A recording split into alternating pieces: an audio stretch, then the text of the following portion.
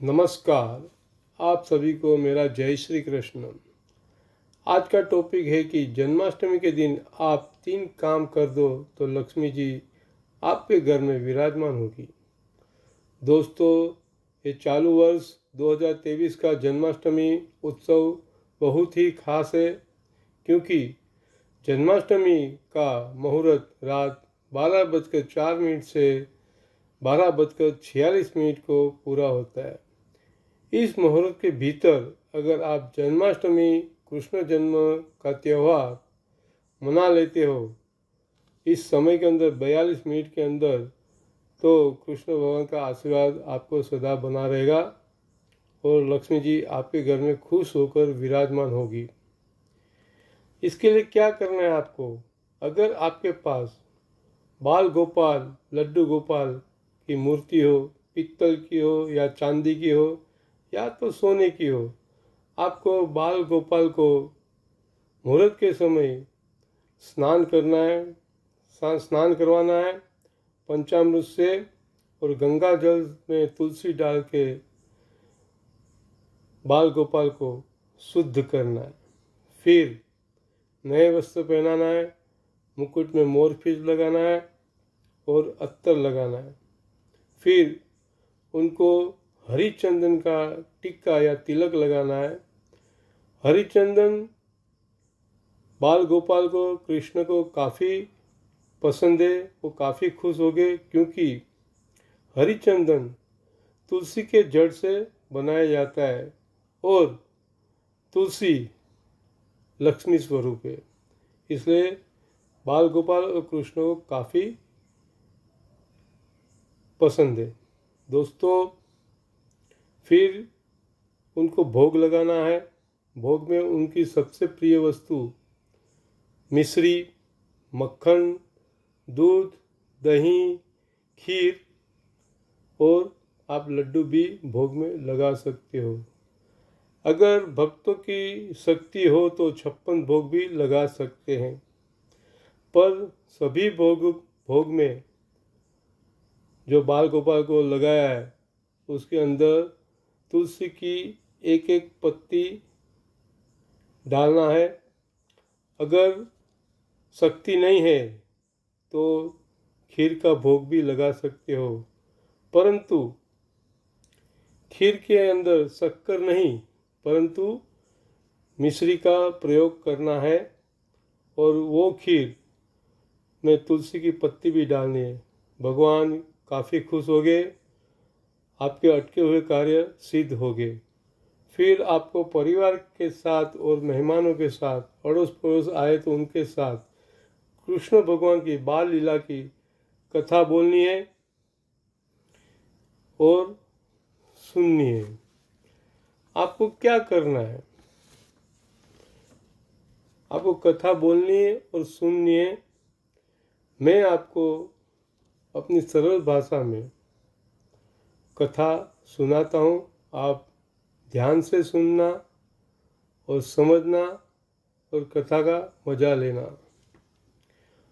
उग्रसेन नामक राजा, जो मथुरा का राजा था, उसका ज्येष्ठ पुत्र कंस ने जबरन खुद की असुरी शक्ति का प्रयोग करके अपने पिता उग्रसेन को बंदी बनाया और कारागृह में डाल दिया और खुद मथुरा का राजा बन गया। फिर क्या, अपनी असुरी शक्ति का प्रयोग करके मथुरा वासियों को काफ़ी तकलीफ़ें देना चालू किया, उनके ऊपर जुल्म उठाना चालू किया और अड़ोस पड़ोस के गांवों में भी उसने अपना असुरी शक्ति का प्रयोग करना चालू किया।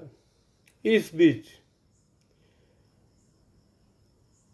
कंस की बहन देवकी और देवकी की शादी सत्यवादी वसुदेव के साथ नक्की की और शादी कर दी। विदाई के समय आकाशवाणी हुई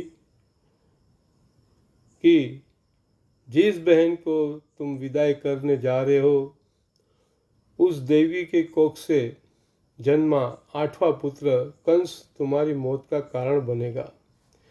यह सुनकर कंस ने खुद की बहन को देवकी और वसुदेव जी को जेल में डाल दिया और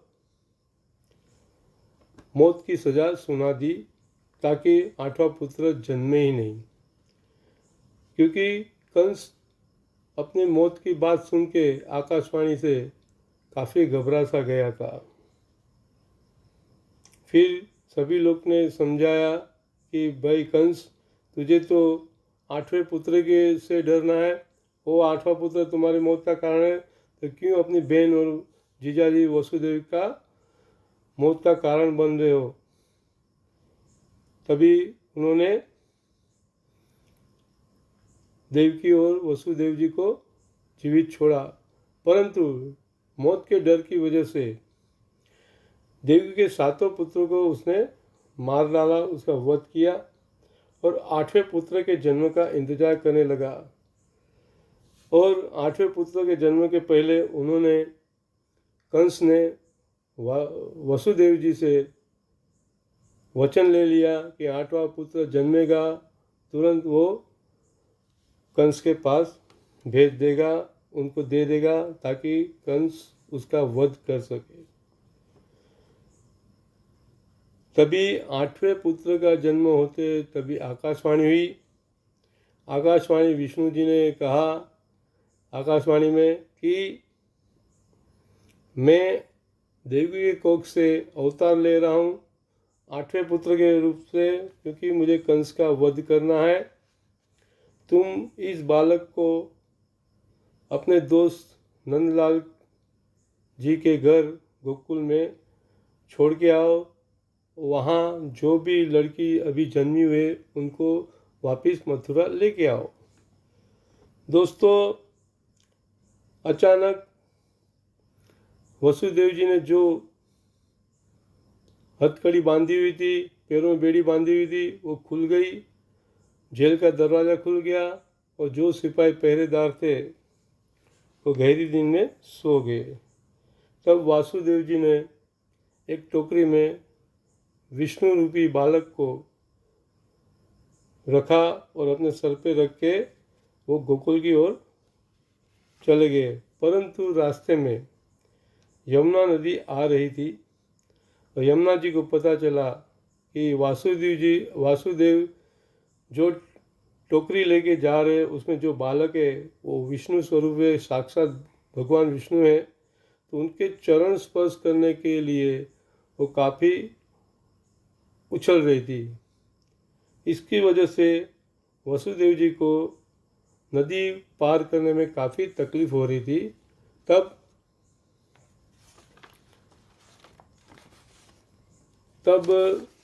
काफ़ी तकलीफ हो रही थी। तभी बालक ने अपने पैर यमुना जी की ओर बढ़ाए। यमुना जी ने जैसे चरण स्पर्श किया और वो शांत हो गई। और वसुदेव जी ने गोकुल पहुँच के नंदलाल के घर देखा, सभी लोग गहरी नींद में सो रहे थे। तभी यशोदा जी के बाजू में जो लड़की जन्मी थी वो भी सो रही थी, उसको उठा के वहाँ वसुदेव जी ने उठा लिया और बाल गोपाल को यशोदा जी के बाजू में सुला दिया। फिर वापस मथुरा आ गए और जेल में जाते ही पहले जैसा माहौल हो गया। हथकड़ी बन गई, पैरों में बेड़ी बन गई और सिपाही जाग गए और जेल का दरवाज़ा अपने बंद हो गया। तभी लड़की की रोने की आवाज़ आई और सिपाही ने कंस को जाकर सूचित किया कि देवकी ने लड़की का जन्म दिया है। फिर कंस लड़की को मारने के लिए कारागृह में आया।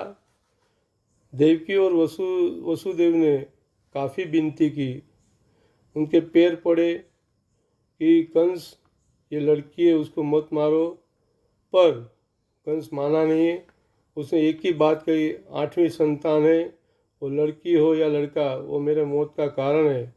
यह बोलते ही उसने लड़की को ज़मीन में पटकने की कोशिश की, मारने की कोशिश की, परंतु लड़की उड़ के आकाश की ओर चली गई और आकाशवाणी हुई, हे कंस, तू मुझे क्या मारेगा? तुझे मारने वाला तो गोकुल में कब का जन्म ले चुका है। और ये सोच के कंस घबरा गया।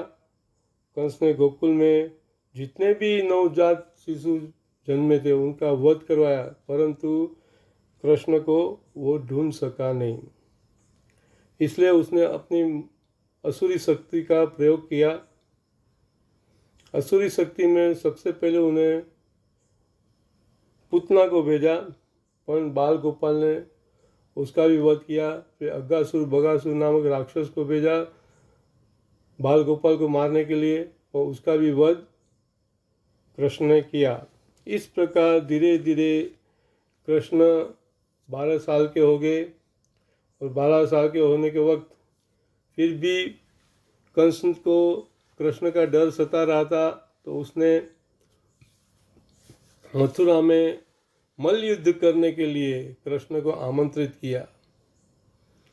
दोस्तों, कृष्ण और उनके बलराम बड़े भाई मथुरा पहुँचे, मल्ल युद्ध किया, सभी पहलवानों को हराने के बाद सभी युद्ध में जीत हासिल की, और फिर कंस के छाती के ऊपर बैठ के बाल गोपाल कृष्ण ने कंस का वध किया। इस प्रकार कंस को मारने के बाद जेल से उग्रसेन महाराज को छुड़वाया, कंस के पिताजी को, फिर से उनको मथुरा का राजा बनाया। और इस प्रकार कंस के चुंगल से मथुरा वासी को और आजू बाजू के गांव के वासियों को मुक्त किया कंस के जुल्म से। दोस्तों, यहाँ कथा पूर्ण होती है। आपने कथा सुनी, आपने समझी ध्यान से, आपको अच्छा लगा जन्माष्टमी की बातें, तो प्लीज़ दोस्तों मेरी channel vastu and construction tips को लाइक और सब्सक्राइब करो, शेयर करो और कमेंट्स ज़रूर लिखो। थैंक यू, धन्यवाद।